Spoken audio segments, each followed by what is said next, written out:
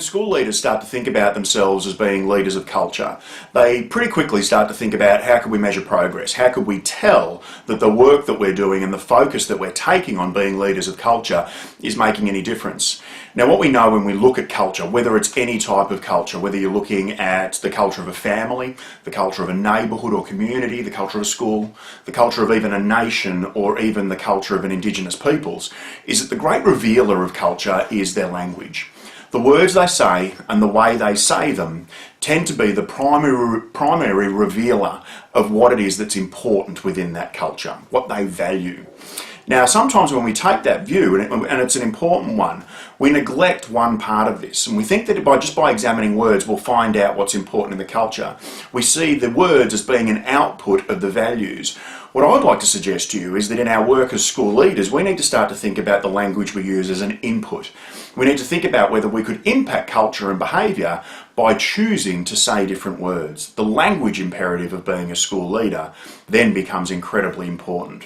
So what are the two ways that I want you to think about the language that you use? Number one is I want you to think about the use of what we call affective language. Affective with an A, not effective with an E. Affective language is about saying for all of the little behaviours that you see, for instance, if you see another student brush past someone and give them a little elbow as they go to try and get to the basketball first, instead of saying, hey, cut that out, what I want you to do is to think about saying, hey, I'm frustrated with that choice, do it differently next time. You'll notice it cost me about half a second, maybe a second of my time. But what I did when I used that word that I know you heard loudly, that word of frustrated, what I did was I taught that young person that that behaviour affects other people. When we can choose to input language that reminds our young people with monotonous regularity that their behaviour affects other people, we build empathy, we build respect, we build responsibility, all wonderful protective factors against bullying cultures in your school. What I think you'll start to realise is that you can't teach those three big things particularly well formally. By having a guest speaker in to talk about respect on a Wednesday afternoon, we tend not to drastically impact respect levels in our schools.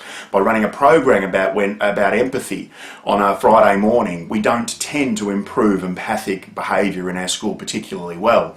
We have to put them in a culture that reminds them through its language that their behaviour affects other people to build those things. We're seeing language as an input. The other thing I want you to think about in your language is the way that you prime young people. So what I want you to do is just understand that there's a fundamental reason that don'ts don't work. That having lists of rules around our school for things that we shouldn't do is a bad idea. And the main reason for that is that we're priming our young people for the very behaviours we wish to see the opposite of. I remember it as a teacher. I remember having a group of students walk past me as they went out at lunchtime, and I said to them, hey boys, none of that fighting like we had yesterday, okay?